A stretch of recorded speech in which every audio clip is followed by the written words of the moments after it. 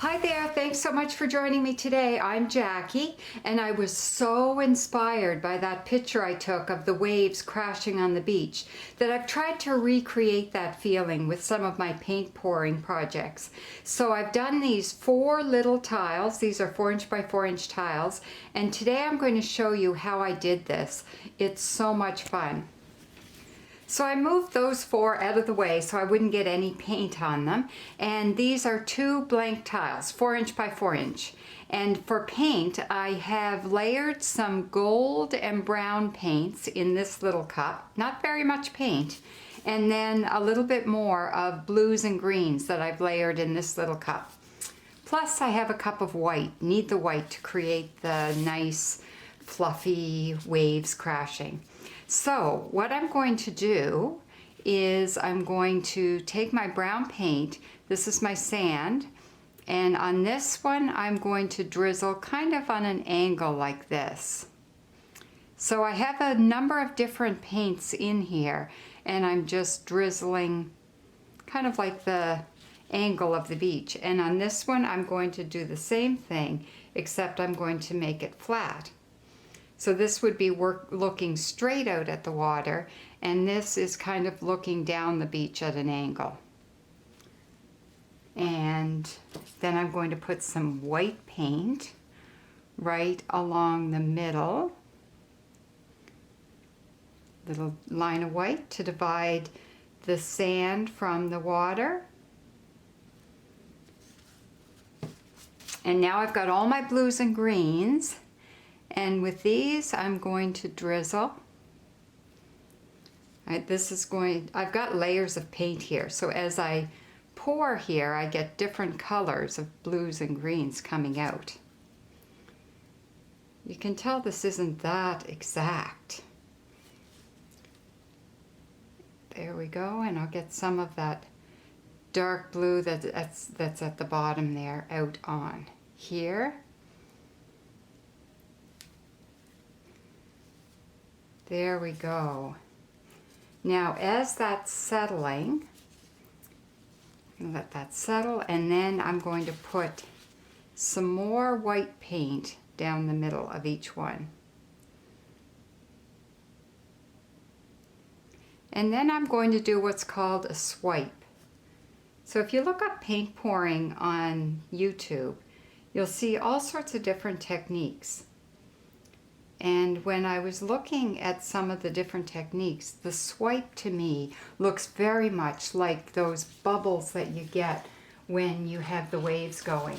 Now, just letting that sit for a few minutes, I think, really does help the colors sort themselves out a bit. And then I'm going to swipe this white over to get this so that it's nice and steady on there. And just gently pull it up over all the blues and greens. And let it run over the edge. Didn't have quite enough paint there at the end, so I'm just going to add a little bit more there. Ooh, interesting. I'll wipe my swiper off.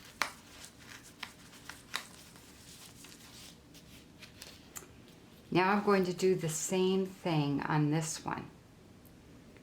Just let that sit there so that it's touching the white paint all along, and then just gently pull up over the blue paint.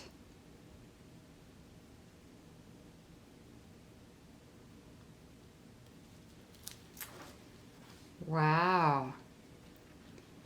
And then I just let it sit and see what happens.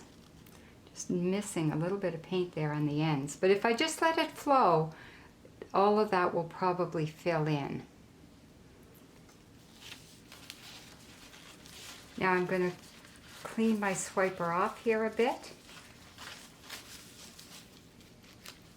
And now I'm going to go into the brown gold paint.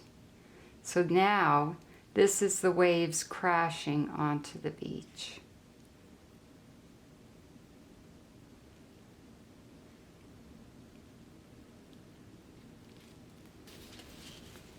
And then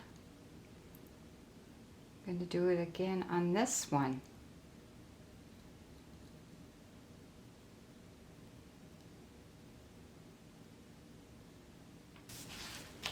Very interesting. You see, the longer you let it sit, the more you get these bubbles coming out. This time I'm going to take the small end. I don't want to swipe the whole thing again. I'm just going to take the small end and scrape a little bit more of the white off in spots, just so that more of that color from underneath comes out.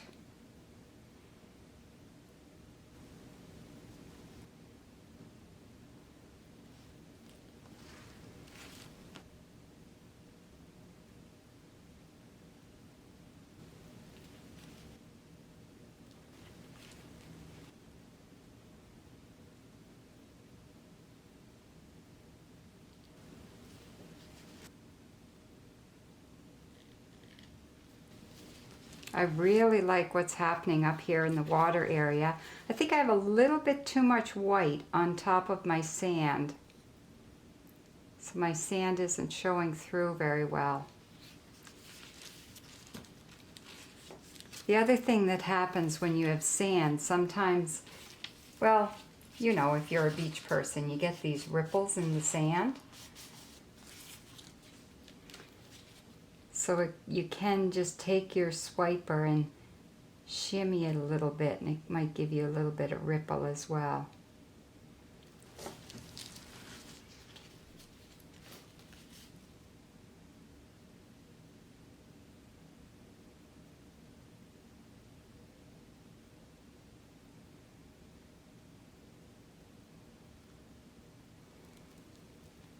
Oh, wow. I am loving what's happening here. So I think what I need to do at this point is to just let it sit. I find with these, if I let them sit for a while and just see what happens, the paint will continue to flow and continue to have interesting stuff happening. So I'm just going to let this sit, and then I'll come back and show you what it looks like.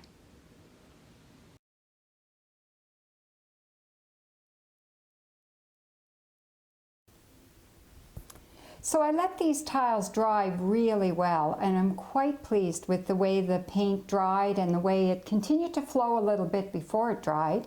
And then I put 2 coats of Minwax polyacrylic finish on it to give it a nice glossy finish and hard finish so the paint won't get chipped off.